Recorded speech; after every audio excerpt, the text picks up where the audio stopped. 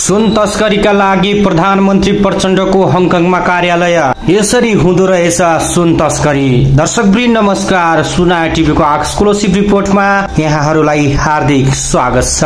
भिडियोमा भने अन्तसम्म रहेर हामीलाई साथ दिनुहोला।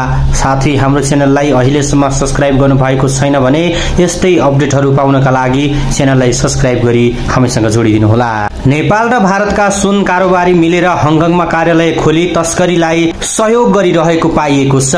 विगतदेखि अहिलेसम्म सुन तस्करीमा नाम जोडिएका केही व्यक्ति र नयाँ व्यापारीहरू मिलेर हङकङमा कार्यालय नै सञ्चालन गरेर सुन तस्करीमा लागेको उच्च सुरक्षा स्रोतले जानकारी दिएको छ।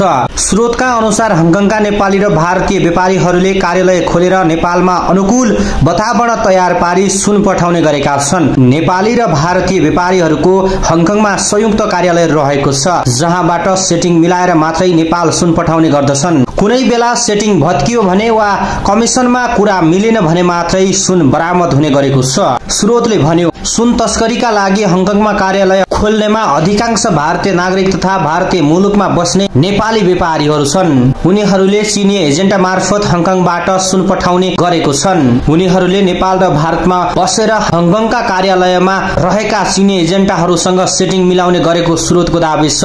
यो समाचार नागरिक दैनिकमा छ। दर्शकवृन्द हामीले दिएको जानकारी तपाईलाई कस्तो लाग्यो? जस्ताको त्यस्तै सल्लाह र सुझाव तलको कमेन्ट बक्समा गएर राखिदिनु होला। साथै यो भिडियोलाई अत्याधिक मात्रामा शेयर गरेर हरेक नेपालीको हातमा पुर्याइदिन हार्दिक अनुरोध छ।